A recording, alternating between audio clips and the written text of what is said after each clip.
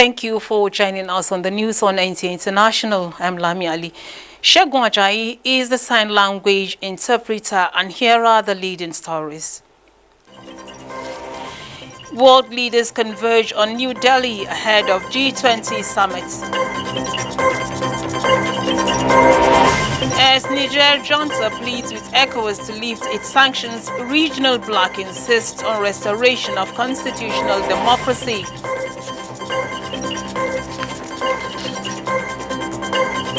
Nigeria and Ghana signed memorandum of understanding on production and importation of agricultural produce.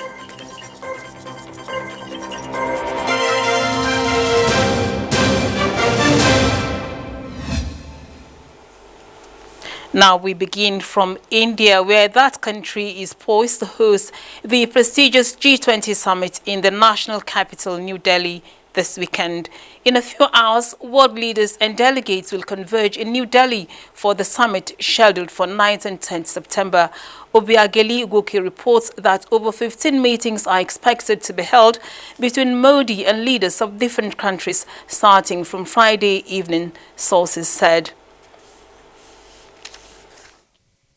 Leaders of the world's largest economies have converged on India to find a common ground to global challenges. But Russia's war on Ukraine has made it even harder for the group of G20 meeting to reach meaningful agreements this year. This is the first time the country will be hosting such a high-profile event, and the authorities have gone all out with preparations for the event. Indian Prime Minister Narendra Modi had pledged that Ukraine would not overshadow the focus on the challenges of developing nations in the global south, though the war has proved hard to ignore.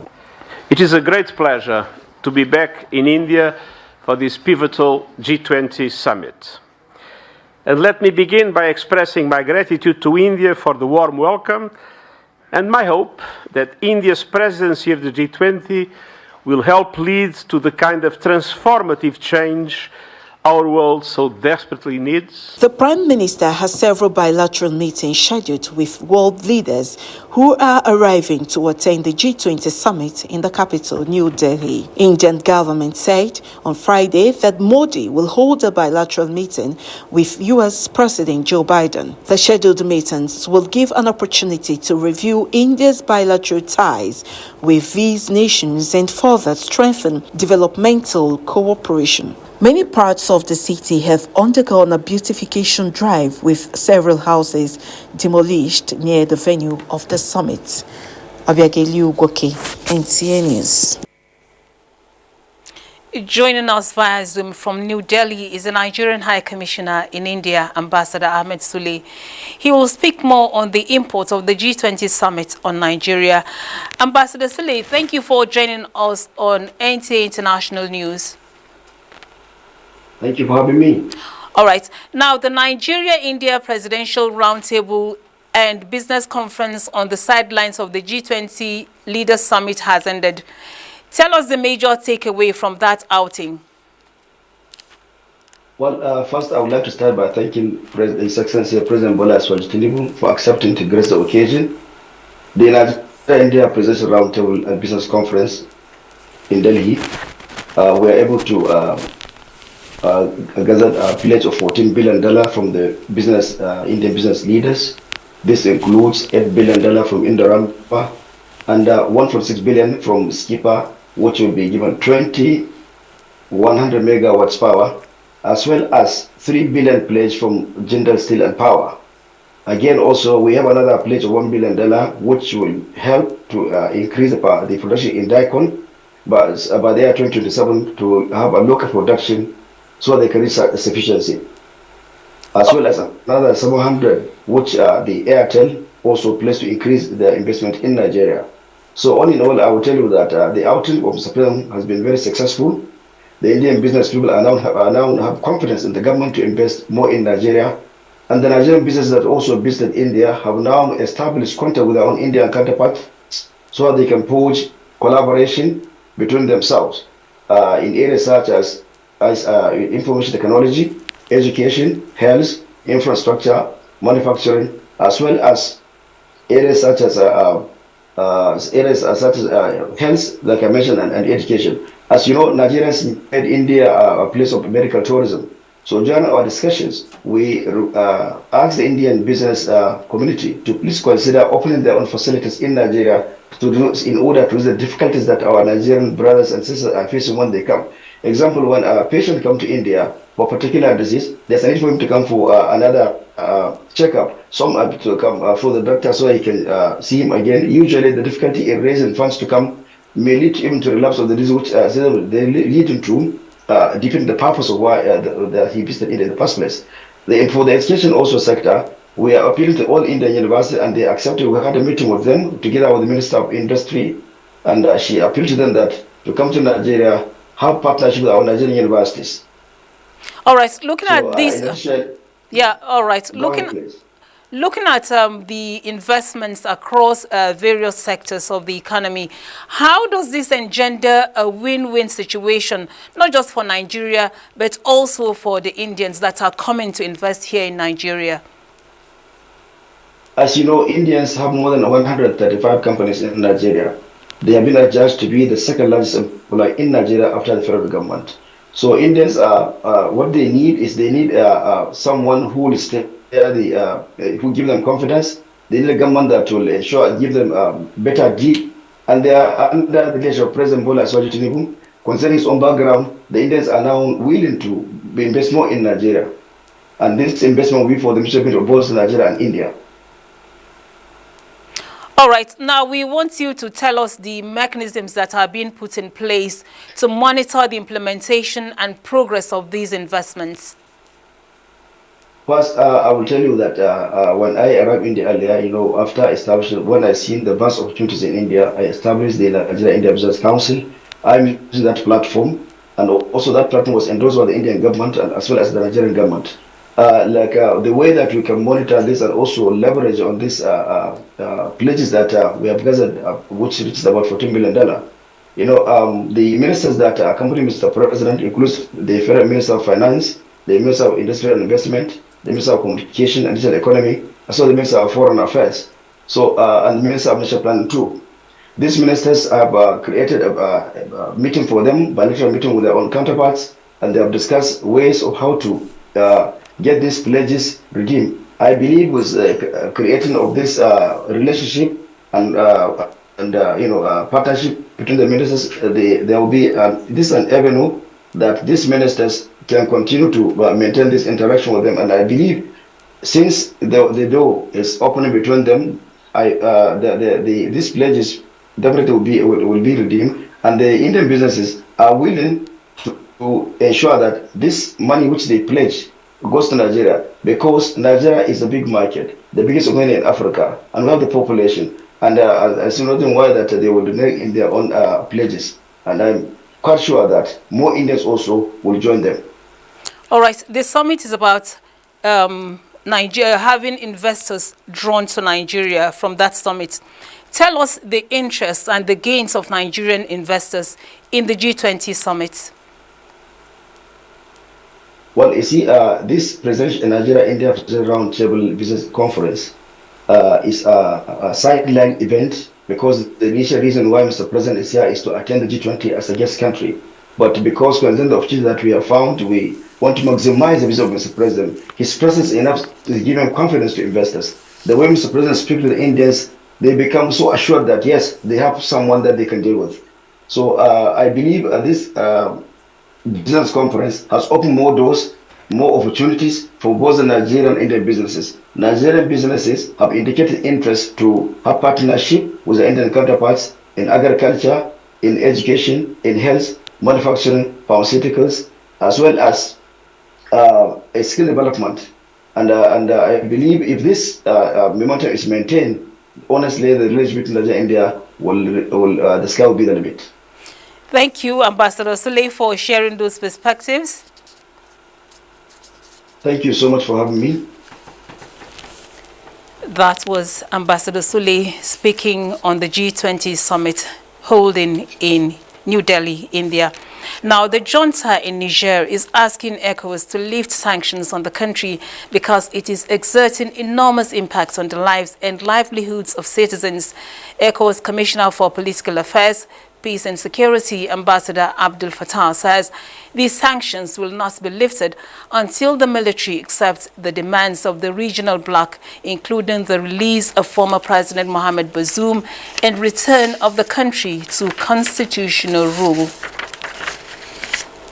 Any concrete proposals as to the return to constitutional order. I mean, for them to say that they are going to be in power for 3 years before they hand over is completely unacceptable to the region. We are not going to accept it. So the ball is really in their court. We are still engaged in mediation with them to make sure they see reason and then accede, to the demand that ECOWAS is making on them, through diplomacy. If you look at Niger itself, it is not only the region, that is suffering in terms of what they could have gotten from Niger, but what Niger itself can get from the rest of the region. Niger is a landlocked country. It depends almost 60% of its trade either through its common border with Nigeria or through the port of Cotonou, and others. And today, because of the sanctions, that trade is blocked, and it is the people who are suffering, in the country. Those who stay there, they don't care.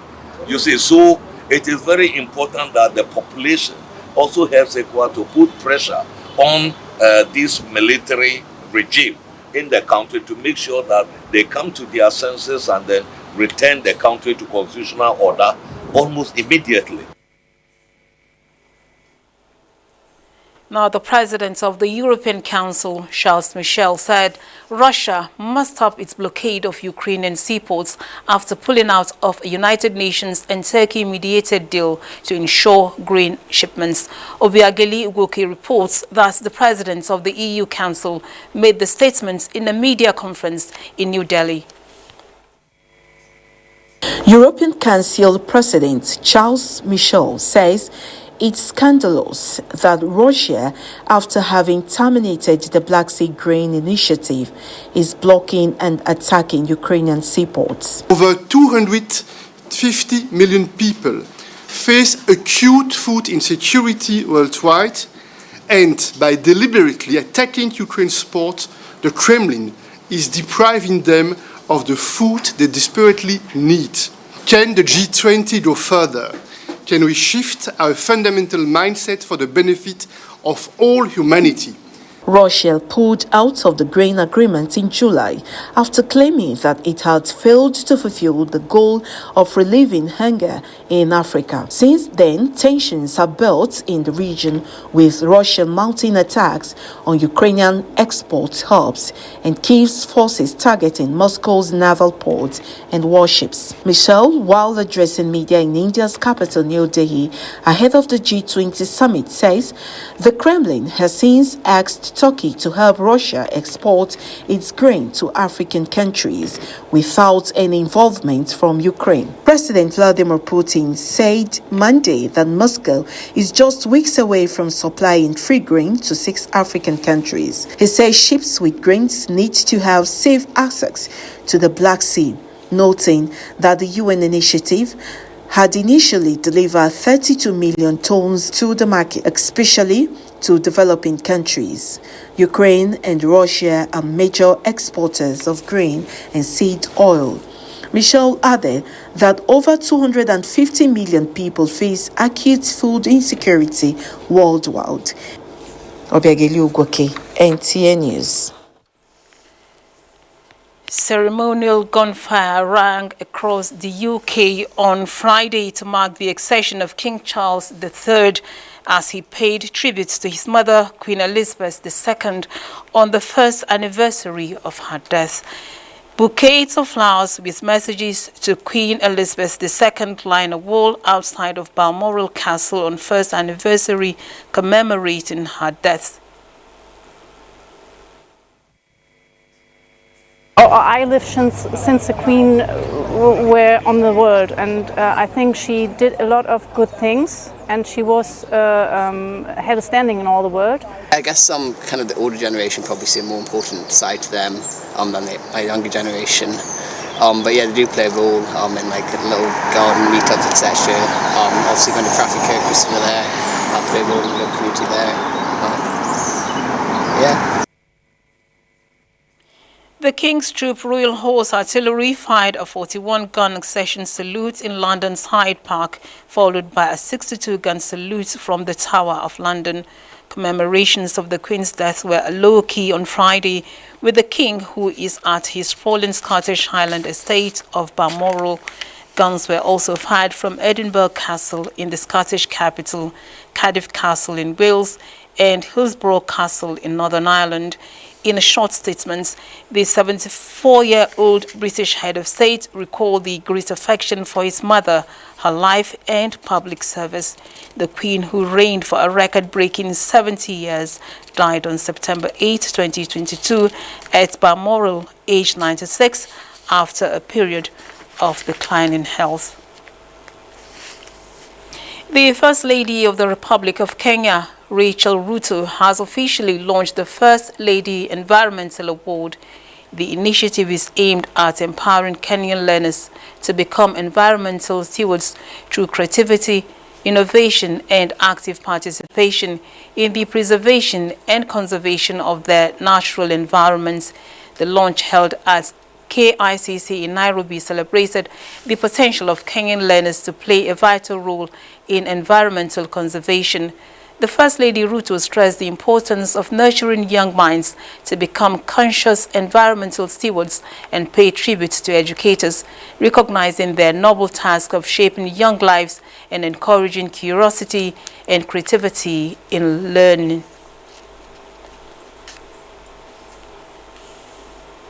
You're watching the news on NTA International. Time now for a break. More reports when we return. Do stay tuned.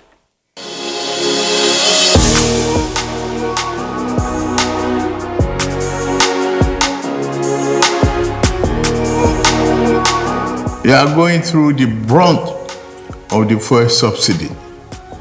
I know the pressure and the demand and lamentation, but you understand it much better. You are the one who understands the labor pain. That is only after that pain you see the smile of a child that you are relieved and forget the pain completely. And that's what we are going through economically. You are the one who can educate better the public to understand that we have to go through this. Cartel and thieves have been raping us and fleecing this country before now. You say enough is enough.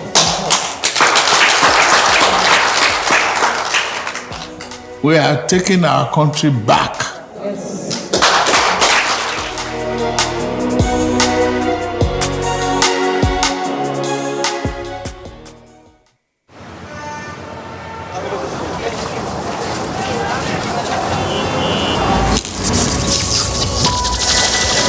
From humble beginnings to the extraordinary,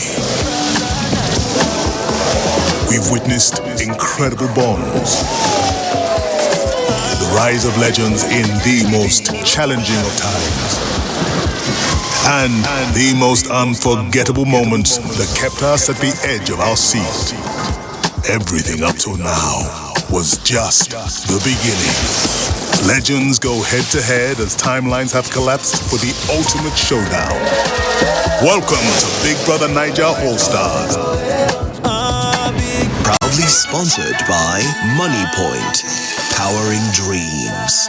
In association with HFM, online trading at its finest. You're welcome back. Nigeria and Ghana have signed a memorandum of understanding on the production and importation of agricultural produce. The MOU was signed in Abuja under the supervision of the Minister of State for Water Resources, Bello Muhammad Goronyo. Musa Aliu has the details. Nigeria has over the years been making significant progress in her food production. The Food and Agriculture Organization of the United Nations recognized Nigeria as the largest producer of rice, soybeans, and maize in Africa. So far, Nigeria has indigenously developed about 68 rice varieties. And these rice varieties, they actually address all the stresses, both biotic and abiotic stresses, and also high yielding. Ghana is here to learn the rudiments from Nigeria, and a memorandum of understanding was signed between Nigerian and Ghanaian farmers. I have found it wise to visit our bigger brothers to assist us with the know-how and to let us know how they have been able to make it. Now, when you go to the supermarkets, we are rather looking for Nigerian produced rice instead of rice from the developed world or Asia. Under the MOU, Nigeria will provide technical know-how to Ghana in the areas of cultivation of rice, maize, soybeans, among other produce. We are going to ride on the back of the policies, and we are going to rely on the kind of business-friendly policies that this administration is going to roll out in order to make this kind of cooperation easier and even more fruitful. We are very hopeful that this collaboration will lead to further strengthening of bilateral relationship between Ghana and Nigeria for the benefit of not just these two countries, but the whole of Africa. The two partners are to also leverage the Continental Free Trade Area in the production and marketing of agricultural produce and products on the continent. Musa Aliyu, NTA News. The energy, innovation and resilience of Nigerian youths combined with the green skill will propel the country into an era of unprecedented growth and sustainability. This was the take of key players as the UN Green Skills for Youth in Abuja. Adebola Brookslin reports. It is evident now more than ever before the shift towards an environmentally sustainable and climate-friendly world is critical. The reason these young Nigerians converged on the UN House to deliberate on equipping themselves with green skills needed to live in, develop, and support a sustainable and resource-efficient society. Renewable energy transition, ecosystem conservation, and biodiversity are some areas participants were encouraged to delve into. A successful transition towards a greener world, organizers say, will depend on the development of greener skills in younger people who can contribute to the transition for a longer period. This is an opportunity for us to be able to ensure we do survive, and also ensure that these vibrant agile youths in this country have what they need for them to fulfill their potential. For me, it is an urgent action. We are very proud to co-chair this interagency group, and we are very committed to ensure the sustainable future for youth in Nigeria. The circular economy model, they said, is key to achieving a sustainable green planet. By the time where we produce, let's say, plastic waste, and then the waste are disposed. So we want a situation whereby we move from linear economy to circular economy. Once those things are used, we recycle them. Resolution reached at this forum is expected to be incorporated into Nigeria's agenda as a common front to COP28 in Dubai, United Arab Emirates. Adebola Brookslin, NTA News. Now, in the face of acute shortage of funds for infrastructure, Nigeria may now need to adopt a more realistic financing model to meet its infrastructure deficit to enhance economic growth. This was the central message at a forum of engineers in Abuja. Infrastructure is at the heart of every development plan, and lack of it is partly responsible for the slow pace of economic growth in Nigeria. This conference of the Nigerian Society of Engineers Bori branch primarily focused on identifying the impediments on the part of proper funding for infrastructure, with misappropriation as a major obstacle. Speakers at the conference, however, want a stringent and effective oversight by the National Assembly so that the country can get value for money on projects. The conference is expected to dissolve into 2023 annual general meeting of the branch. Now, 500 families affected by violent conflicts in Mangu Plateau State are set to receive 1 million naira each, courtesy of the Renewed Hope initiative. The donation is to support the rebuilding of their homes destroyed during the conflicts. Nigeria's First Lady and National Chairman of the initiative, Oluremi Tinubu, disclosed this during a meeting with wives of ministers at the villa. State House correspondent NTAi reports.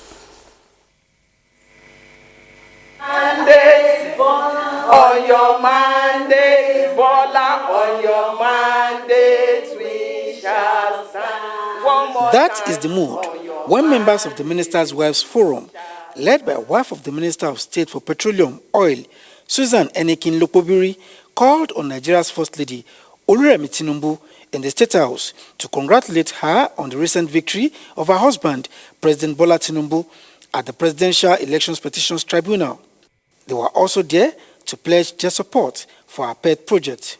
We will continue to support your dreams for Nigerians and to continually work behind the scene in supporting Mr. President's Renewed Hope agenda, making sure it succeeds beyond expectations of Nigerians, whether at home or in the diaspora. The driving principle behind the Renewed Hope initiative is to turn lives around for families in Nigeria, and this is a duty that must be prioritized well and beyond the dictates of party politics. Politics is over, so every state we want to really affect. We want to go in there because it's our state. Nigeria belongs to all of us. So when we want to begin politics, everybody will go back to their own tent. But right now, Nigeria is what is more important. It's more important than any party or any political affiliation. So our people, God brought all of us here for a reason. And I believe that the people, the colonial masters that put all of us together, saw the prospect in Nigeria. From an initial projected number of 250, the number of affected families that will benefit from the 1 million naira donations by the Renewed Hope initiative is now put at 500. They want to go back and rebuild.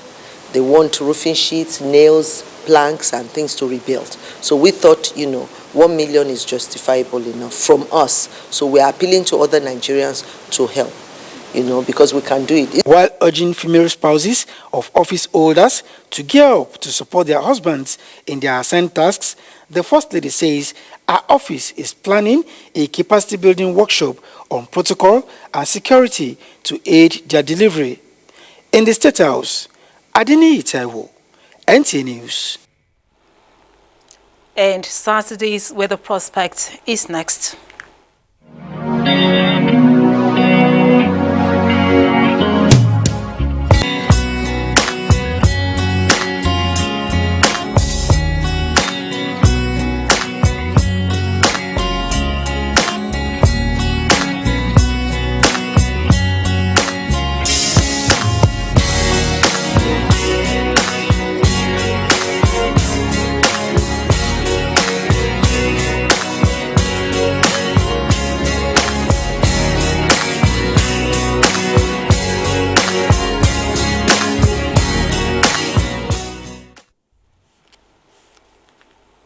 That's the news on NTA International. Thanks for being a part of it.